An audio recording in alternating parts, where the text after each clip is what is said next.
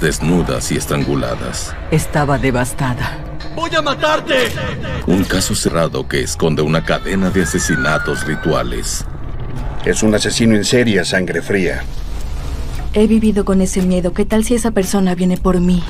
Una víctima busca desesperadamente en sus recuerdos para identificar a su depredador antes de que pueda silenciarla. Dios lo... El departamento y de inician un departamento lista de posibles sospechosos. Novio.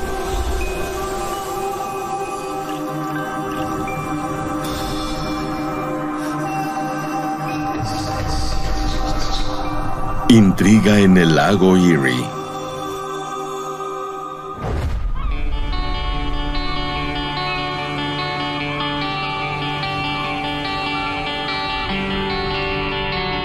La ciudad de Buffalo se encuentra en la parte este del lago Erie, muy cerca de las cataratas del Niágara. Buffalo es una ciudad trabajadora y de fútbol. ¿Qué suelen decir? Somos una ciudad de fútbol con problemas de alcohol. Es la segunda ciudad más grande en Nueva York, pero tiene una comunidad pequeña y unida. Es una ciudad amigable, conocida como la ciudad de los buenos vecinos. Joan Giambra era uno de estos buenos vecinos, una madre soltera que trabajaba en la estación de autobuses Greyhound y pasaba su tiempo libre haciendo trabajo voluntario. Ella disfrutaba ayudando a otras personas. Cuando alguien necesitaba algo, ella sin pensar les ayudaría. En 1980, Joan, de 29 años, vivía con sus dos hijos de una relación anterior, Don y Jackie. Era una persona popular en el vecindario y su optimismo era contagioso. De verdad era una buena madre. Ella siempre buscaba ser muy amigable con todos. Se subía en el autobús y conocía gente, caminaba por la calle y conocía gente. Un día, Joan se puso a hablar con un conductor de autobús llamado Sam Giambra. Un año después, Joan abría un nuevo capítulo en su vida. ¡Sí! Tener fotos de esa época es muy especial. Son buenos recuerdos de Joan. Esos son Joan y Sam en su boda. Aquí están cortando el pastel. Joan lucía hermosa en su boda. Fue muy emocionante. Sam era atractivo para ella y él la amaba.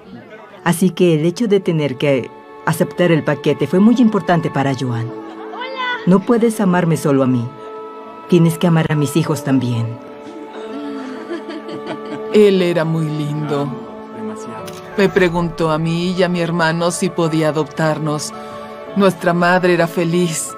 Así que dijimos que sí. No pasó mucho antes de que Joan se embarazara, y en 1980 ella y Sam tuvieron una pequeña niña.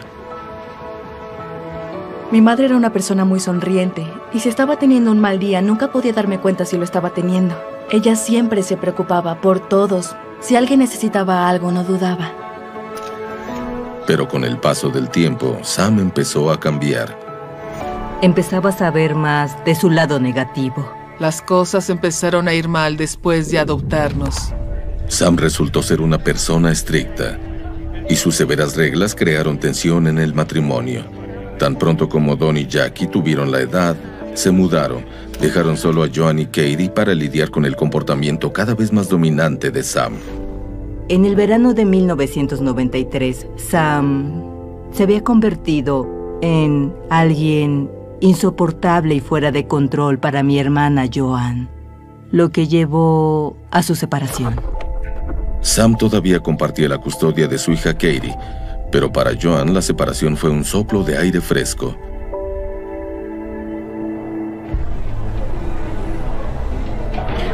Ella recobró sus ganas de vivir e incluso comenzó a salir de nuevo.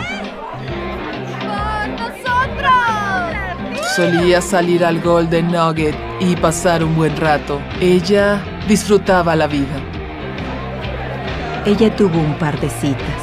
Hasta donde yo sé, no sucedió nada que fuera realmente serio.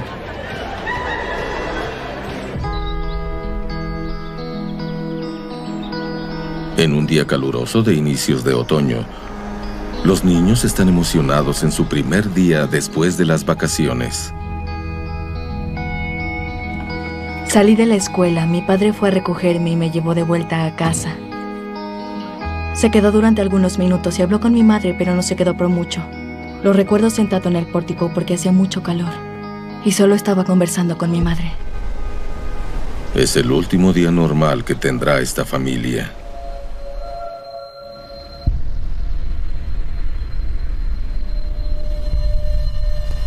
Joan estaba trabajando en una bodega de comida. Ella no era una persona que llegara tarde o sin alguna razón. Solo estaba retrasada. Las personas que eran voluntarias con ella estaban preocupadas. Intentaron llamar a su casa, pero no hubo respuesta. Un par de señoras fueron a la casa de Joan. Tocaron a la puerta sin tener respuesta. Miraron por la ventana.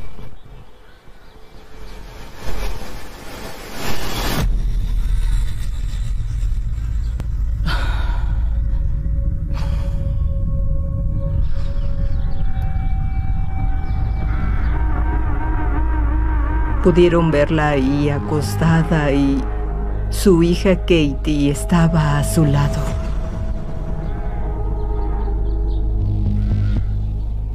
Pensaron que estaban muertas.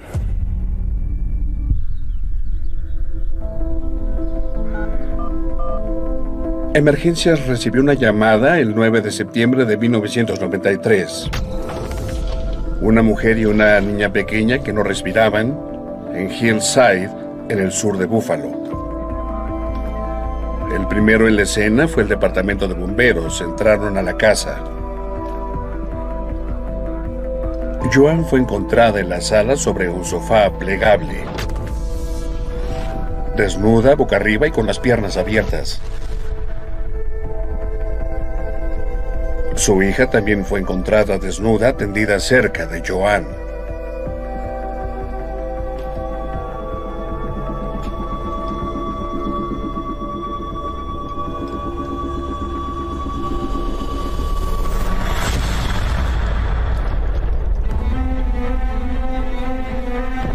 Estaban sorprendidos de encontrar a Katie viva, pero con severas contusiones en el cuello. Los paramédicos llegan a la escena. El hermano mayor, Don, vive a la vuelta. Es alertado por uno de los amigos de Joan que golpea a su puerta. Cuando llegué a la casa, la policía estaba ahí y también había una ambulancia. ¡Katie! ¡Katie! Mi hermana estaba en una camilla y estaban sacándola de la casa. ¡Katie! ¡Katie! Intenté hablar con ella. ¡Katie! Y ella me miraba fijamente. Caitlin, de 11 años, estaba confundida. No sabía qué había sucedido. No podía hablar, así que la llevaron al hospital, al centro médico del condado de Erie. Mientras tanto, Don va a buscar a Joan. Lo que ve lo perseguirá por el resto de su vida. Intentaron evitar que entrara a la casa. Pude ver a mi madre.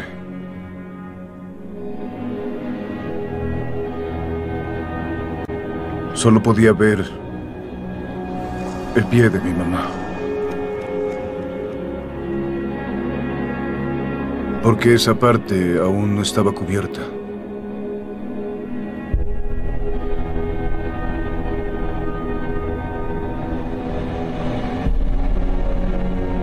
Sé que veía algo, aunque no sé exactamente qué era lo que veía.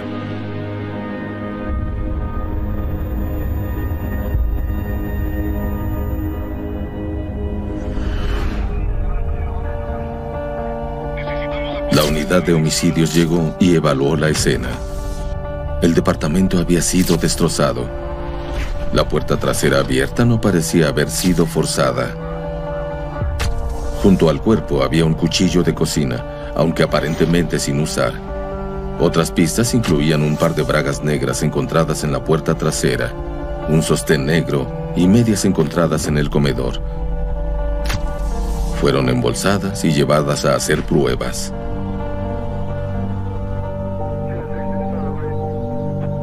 Estaba consternada, devastada. Yo pensaba, ¿quién demonios podría querer matarla? Yo no lo podía creer. Ni siquiera pensé que eso le había sucedido. Una mujer como mi madre, ella era tan amable. Ella no podría haberle hecho nada malo a nadie.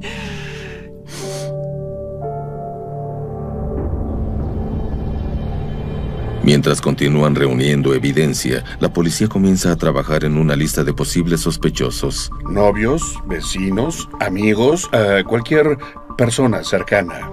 En el vecindario todos nos conocíamos. Comenzaron haciendo preguntas sobre las relaciones de mi madre. Y de inmediato, dieron con una pista. Dieron con el nombre de Richard, un hombre con el que Joan había salido. Richard vive fuera del estado, viaja seguido para ver a Joan, pero no está en la ciudad, así que rastrearlo se convierte en una prioridad.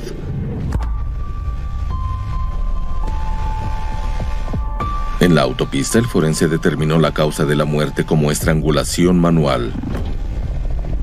No hubo evidencia contundente de actividad sexual reciente, pero encontraron un cabello extraño en el cuerpo y algunas fibras debajo de una de sus uñas, las cuales fueron enviadas para hacer pruebas. En un caso de estrangulación es imprescindible que se mire debajo de las uñas, porque cuando una persona está luchando para obtener aire, muchas veces rasguña a su agresor. Los objetos encontrados en la escena del crimen también fueron examinados para huellas digitales y otras pistas. En ese tiempo, los perfiles de ADN no se usaban ampliamente, y los resultados de laboratorio no eran concluyentes. Los hisopos y las muestras fueron almacenadas. Mientras tanto, la policía rastrea al exnovio Richard en Carolina del Sur. Resulta que tiene una coartada de hierro. Puede probar que estaba trabajando y es descartado como sospechoso. Estaba devastado por la noticia de la muerte de Joan, pero le dice a la policía que Joan le había llamado asustada. Richard habló con Joan el día anterior al que fue encontrada. Ella le dijo que estaba muy preocupada por su ex esposo Sam.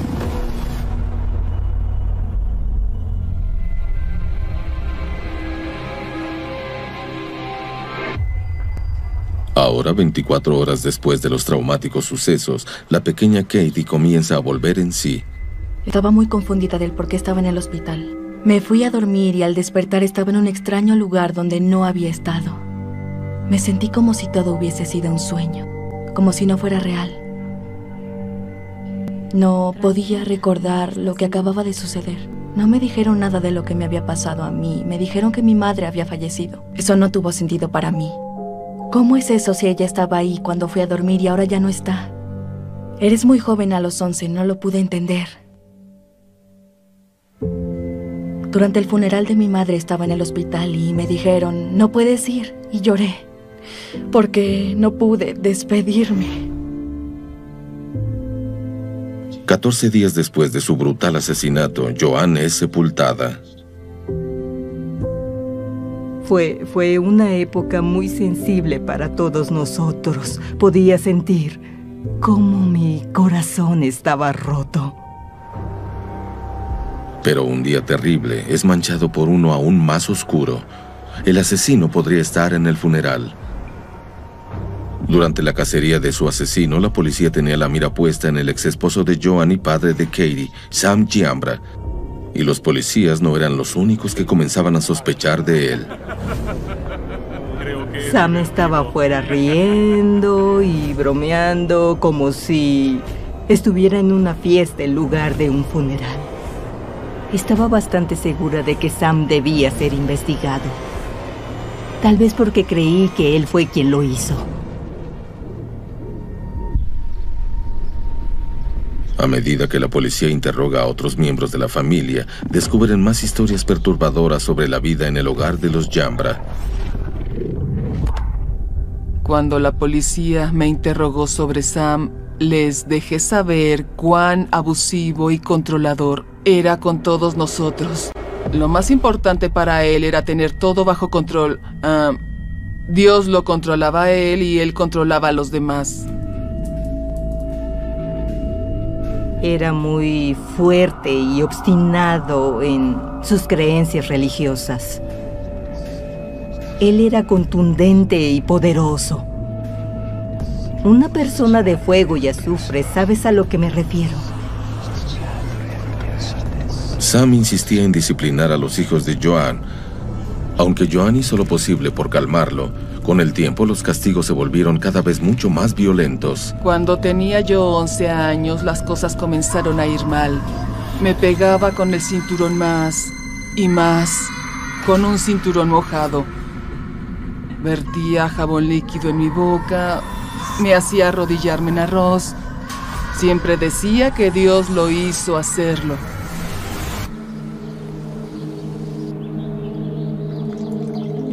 Entonces, en una parrillada familiar el año anterior, varios familiares escucharon a Sam emitir una amenaza. Voy a dejarte. ¿Ah, sí? Él se enojó y dijo... ¡Si me dejas! Voy a matarte. ¿Vas a hacer qué? Mi hermano Bobby intentó detenerlo y le dijo... Oye, Sam, eso no sería muy inteligente. Si la matas, vas a terminar en la cárcel. ¿Volverías a ver a Katie? ¿Eso te gustaría? Su respuesta a eso fue... También la mataré. ¡No importa lo que pueda pasar! ¡Estás loco! ¡No soy Fue un como loco! si... como si fuera a hacerlo.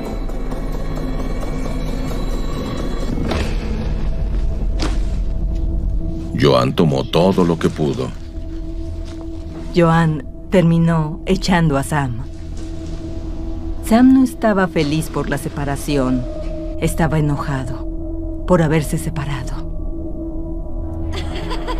Se enfureció aún más cuando se enteró de que Joan había comenzado a salir. Por todas esas acusaciones de que no estaban manejando el divorcio muy bien, comenzó a ser un foco rojo para la policía. Sam se convertía más y más en el mayor sospechoso de la muerte de Joan. Hay un testigo del asesinato de Joan, alguien que podría identificar a Sam como el asesino.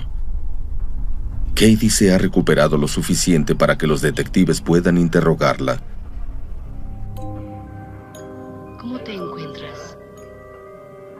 Recuerdo que vi los guardianes de la bahía esa noche. Y recuerdo haber ido a dormir esa noche al cuarto de mi madre como solía hacerlo. Entré y le di a mi mamá un beso de buenas noches. Y me acosté en su cama.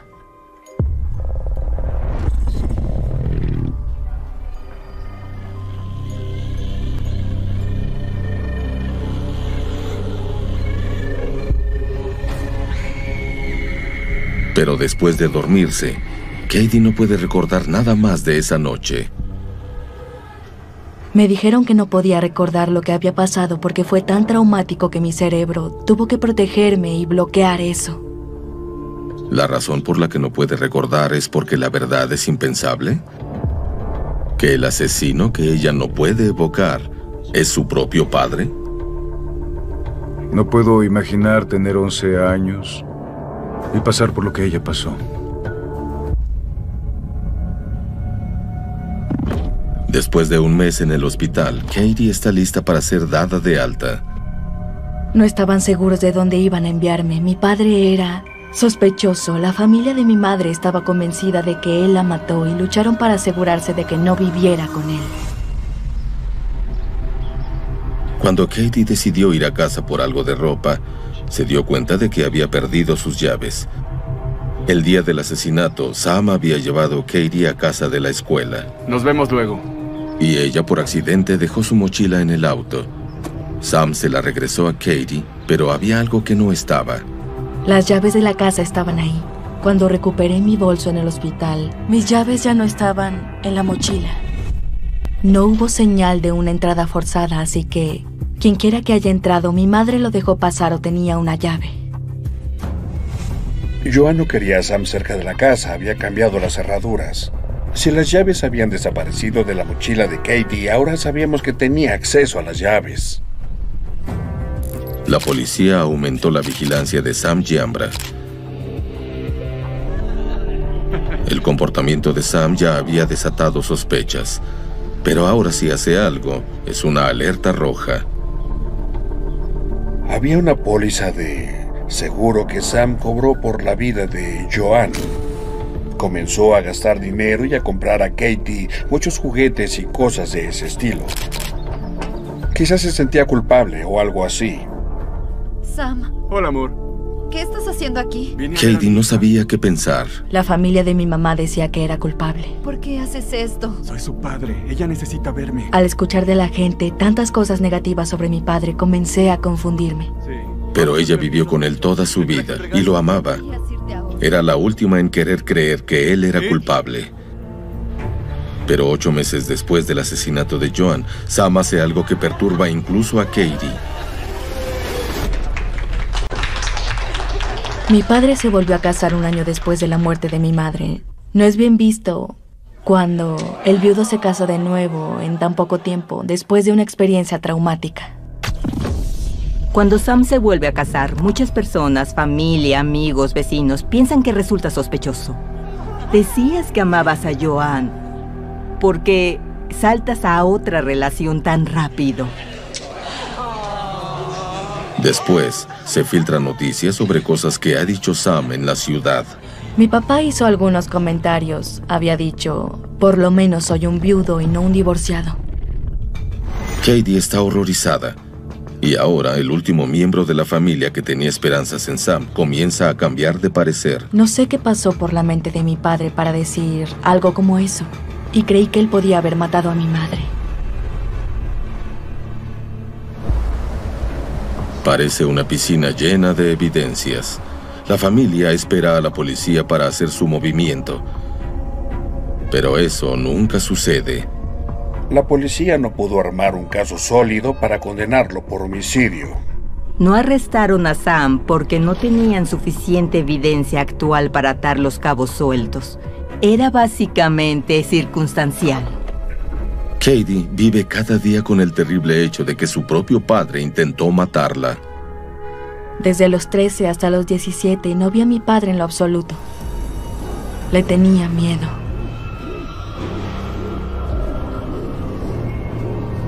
En algún momento él fue a mi escuela.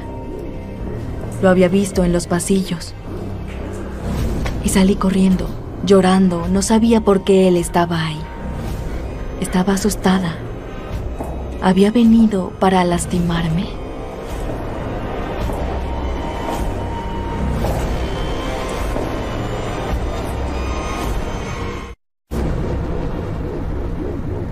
Al pasar de los meses, el caso se enfriaba más y más. Meses de angustia se convirtieron en años y el arresto no venía.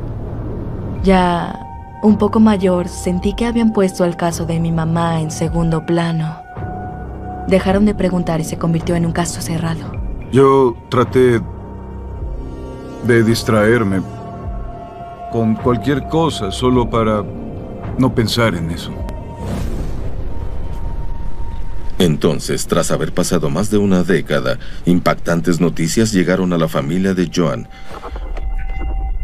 El sospechoso principal del asesinato de Joan, Sam Giambra, se había suicidado al ingerir una sobredosis de píldoras.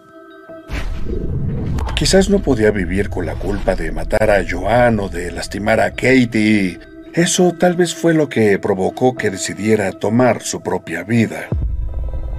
Pero Sam no dejó ninguna nota donde explicara sus motivos. Gran parte de la familia lo tomó como una prueba de su culpa y muchos de ellos estaban felices de que se haya ido.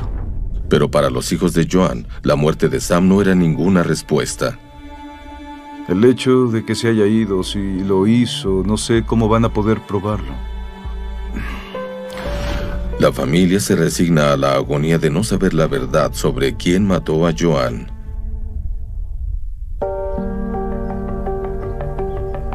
Entonces, un año después, la hermana de Joan, Trish, se entera en la iglesia de algo sobre sus compañeros feligreses. Uno de los hombres que estudiaba la Biblia era Dennis Delano, una persona que resultó ser un detective de homicidios. Él dijo que se dedicaba a casos viejos, casos cerrados. Todo lo que pensé fue, tengo que conocerlo. Ella me preguntó si podía echar un vistazo al caso de su hermana. Y me especializo en casos del pasado. ¿En serio? Un caso del pasado es más importante porque el asesino es capaz de matar de nuevo. En esa época no mucha gente sabía dónde conservaban los viejos archivos. Estaban en el edificio de nuestra sede abajo en el sótano junto al cuarto de calderas. Cajas y cajas de viejos expedientes. Pero la tecnología del ADN había avanzado mucho desde 1993 y la evidencia existente puede ahora ser procesada con técnicas más avanzadas.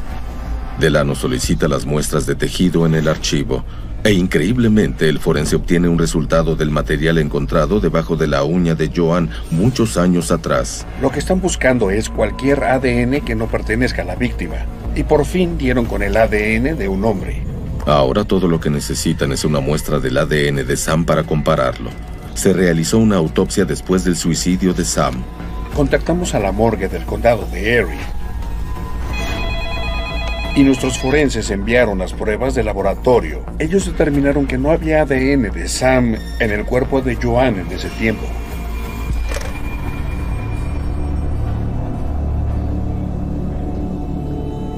La noticia es una bomba.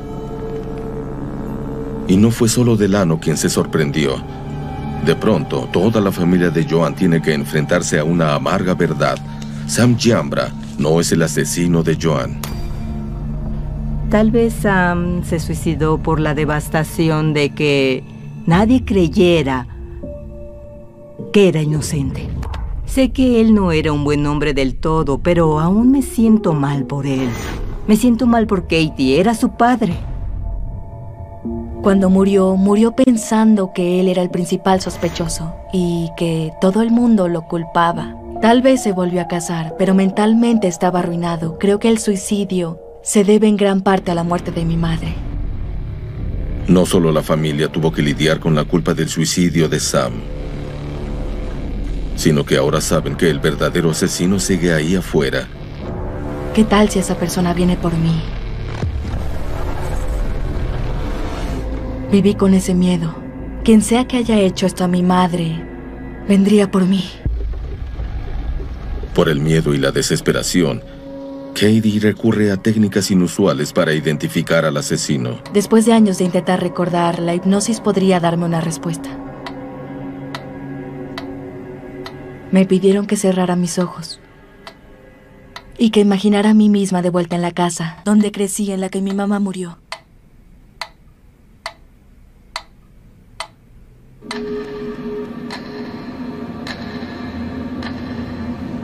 Hizo que visualizara dónde estaba cada cosa, pasando a través de las puertas. Estaba asustada. Estaba obteniendo fragmentos y piezas. Era muy vago para mí lo que había pasado esa noche.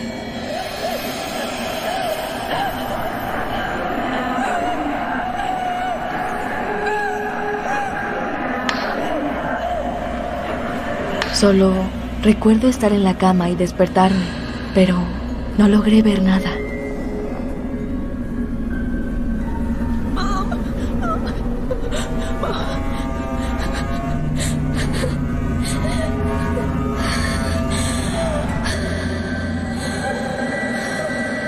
No podía respirar. Alguien me estrangulaba. No estaba viendo su rostro. Estaba oscuro y había manos pesadas en mi cuello.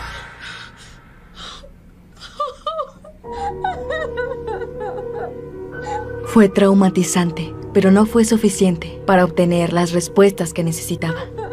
Poder recordar que fui estrangulada sin ver un rostro no mejoró las cosas, lo hizo más difícil. No importaba si era de noche o de día, tenía miedo. Siempre me encontraba mirando por encima de mi hombro. Miras a cada extraño y te preguntas, ¿son extraños? ¿Alguno de ellos pudo haber hecho esto? El hecho de no poder recordar lo que le sucedió era difícil para mí. El detective Delano intenta darle vida de nuevo a este caso. Revisamos el archivo de nuevo, un poco más de cerca.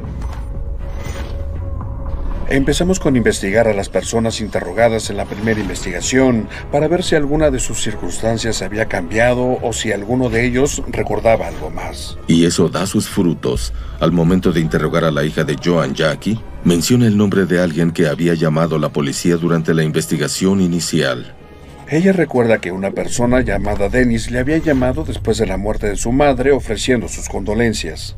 Me hablaba como si hubiese sido un amigo de mi mamá. Quería saber si había algún sospechoso y si sabían qué le había sucedido a mi mamá. Obviamente intentaba obtener información. Le dije eso a los policías. Ellos dijeron que iban a verificarlo, pero se dedicaron solo a Sam. Delano tiene el presentimiento que este detalle omitido del pasado debe investigarse y presiona a Jackie para obtener más información sobre él. Me dijo que trabajaba en el Golden Nugget, el bar al que mi mamá solía ir mucho. El Dennis sobre el que Jackie estaba hablando era un cantinero del lado sur. Era un lugar que Joan frecuentaba, así que era más probable que ella conociera a este Dennis. No sé si tuvieron una cita o si solo se conocían entre ellos por el bar y eran amigos. En ese tiempo estábamos trabajando en 2 casos anteriores de 2 homicidios. El nombre Dennis estaba en esos archivos. Era Dennis Donahue. Uno de mis socios me decía, vaya, me pregunto si puede tratarse del mismo Dennis. En ambos archivos, en algún punto, fue sospechoso. Uno de los casos era de 1993, de una chica de 13 años llamada Crystalline Girard. La madre de la chica había sido condenada por ese crimen. Yo no lo hice. Dennis Donahue era sospechoso en un principio, pero después se convirtió en testigo a cambio de inmunidad durante el juicio. Dennis Donahue testificó contra la madre, Lindy Jack, y es por eso que fue descartado como sospechoso en ese caso. El otro caso era el asesinato de Carol Reed, años atrás, en 1975. Dennis Donahue vivía en su edificio. Ella se había quejado porque Dennis Donahue la contactaba a mitad de la noche, tocando a su puerta. Se convirtió en sospechoso y una de las últimas pruebas de la investigación en ese archivo indicaba que debería ser interrogado de nuevo respecto a su coartada en el caso. Eso nunca sucedió por alguna razón que desconocemos. Delano empieza a comparar los 3 casos y encuentra una serie de extrañas similitudes. Si colocas las 3 fotografías de las víctimas en la escena del crimen, lucen idénticas. Al igual que Joan, Crystalline Girard fue encontrada en su casa, desnuda, boca arriba y piernas abiertas. Había sido estrangulada y tenía una herida post-mortem en su seno izquierdo. Carol Reed también fue encontrada desnuda en el piso de la sala, boca arriba y piernas abiertas con heridas post-mortem en su cuerpo. Y al igual que en la escena del crimen de Joan, se encontró un cuchillo junto al cuerpo. Joan también fue encontrada desnuda, boca arriba y con las piernas abiertas. Había un cuchillo para carne de la cocina, hallado junto al sofá plegable donde fue encontrada. Había muchas similitudes, eran demasiadas como para ignorarlas. Y cuando Delano compara las fechas de los asesinatos, hace otro descubrimiento escalofriante. Carol Reed fue asesinada el 9 de septiembre del 75. El asesinato de Joan Giambra fue el 9 de septiembre del 93. Y sucede que el cumpleaños de Dennis Donahue es el 9 de septiembre del 52. Todo parece apuntar al hecho de que había un asesino en serie operando en el área de Buffalo. Comenzamos a investigar, revisar licencias y todo lo que pudimos. Eventualmente lo ubican viviendo con su hermana en Tonawanda, un suburbio de Buffalo. 2 de mis compañeros fueron y tocaron a la puerta. Y ahí estaba él y aceptó ser interrogado. Durante el interrogatorio admitió haberla conocido. Entonces, un poco después, en la conversación, conseguimos que finalmente admitiera que de hecho había salido con ella. Los policías se van con una muestra del ADN de Donahue. Tomaron una muestra de ADN de Dennis y lo compararon con el ADN de la uña de mi madre, el cual coincidió.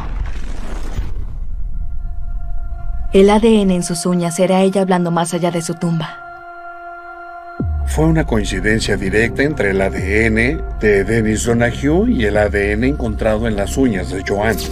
Eso nos indicaba que Dennis Donahue estuvo en la escena del crimen en ese momento.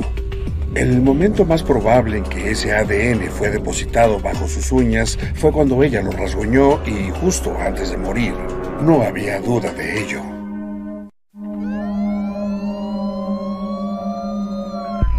Los detectives se apresuran a hacer el arresto. Trajeron a Dennis Donahue directo a los cuarteles. No es tan importante.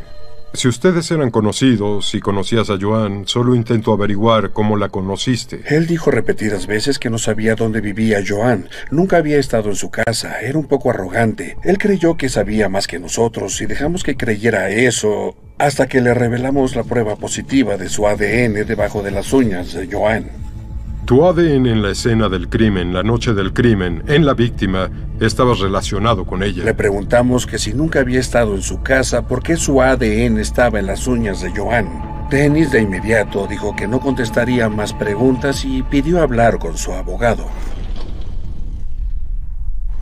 Acusamos a Dennis por el asesinato de Joanne Giambra. Estaba tan exaltada. Solo pensaba, gracias, Señor.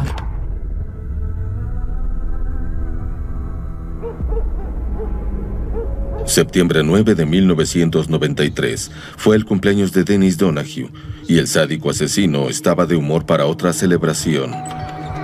Conoció a Joanne en el bar. ¿Qué estás haciendo aquí? Y la siguió a casa.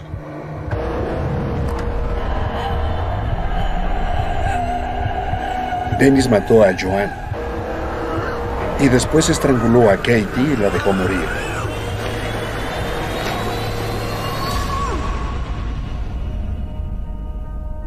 Solo quería lastimarlo como él me lastimó a mí, como lastimó a mi madre. Él tomó la vida de mi madre y ella sufrió. No murió instantáneamente. No es como alguien debería morir.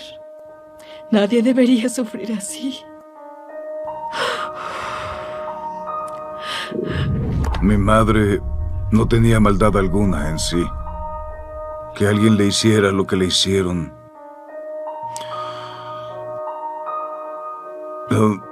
No tiene ningún sentido.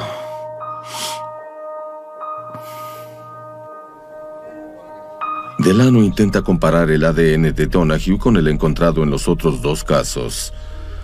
En el de Carol Reed, parece que evidencia crítica fue destruida. Pero cuando comparan las muestras con las del caso de Crystalline Girard, el ADN de Donahue coincide a la perfección. La señora DiJack es liberada. Ese es el veredicto de esta corte. La evidencia es bastante contundente para liberar a Lynn DiJack, quien ha estado en prisión por 13 años por el asesinato de su hija Crystalline.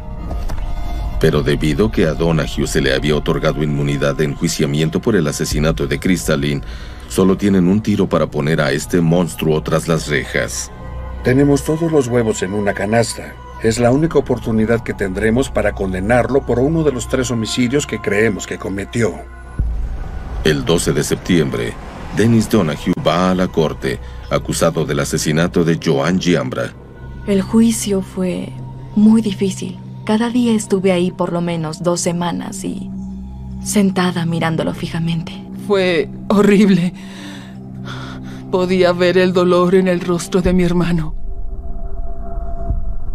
Estuvo libre por años, como si nada hubiera pasado. Él solo siguió viviendo su vida, sin que nada le importara.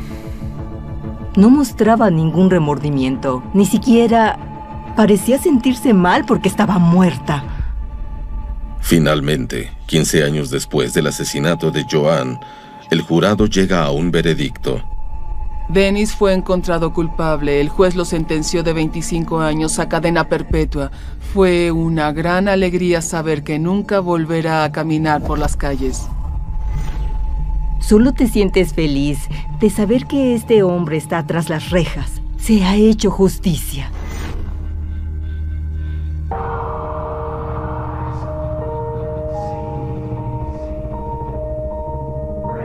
No me cabe la menor duda de que Dennis Donahue es un asesino en serie a sangre fría. Era lo bastante arrogante para creer que había burlado al sistema al salirse con la suya con estos asesinatos. El hecho de que haya matado a 2 mujeres el día de su cumpleaños me indica que es posible que haya más asesinatos sin descubrir aún, donde nadie podrá lastimar a nadie más. Pero cada crimen violento es más que un simple número. Cada víctima es un individuo con sus propios sueños y esperanzas. Detrás de cada cifra de homicidio, hay familias y amigos que se quedan para recoger las piezas y cuyas vidas han cambiado para siempre.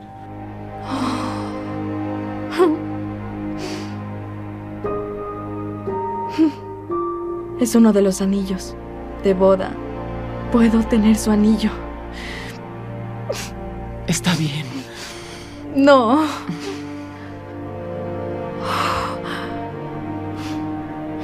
Los traía cuando murió. Los llevaba todo el tiempo. Ven.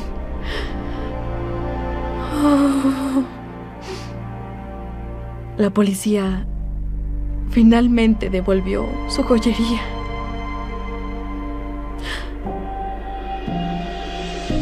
Le pertenecen a ella.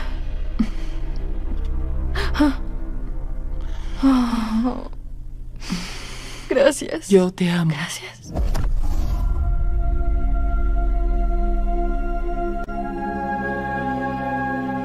Una vez que se dictó el veredicto, sentí un peso menos sobre mis hombros. Mi madre podrá finalmente descansar en paz. Él no está allá afuera, no puede lastimar a nadie más, no puede hacer nada.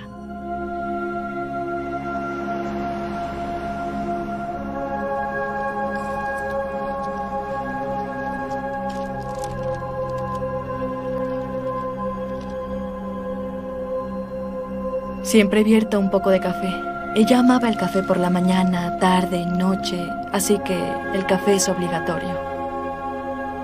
Hola, mamá, te extraño mucho. Desearía que estuvieras conmigo. Oh, te amo.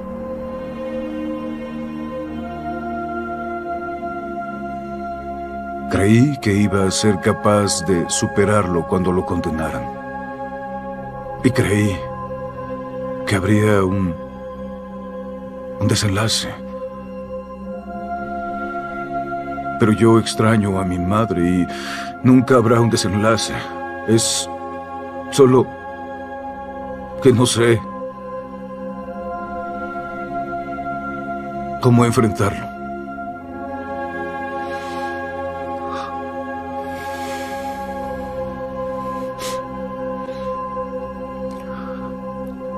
Lamento no haber estado ahí.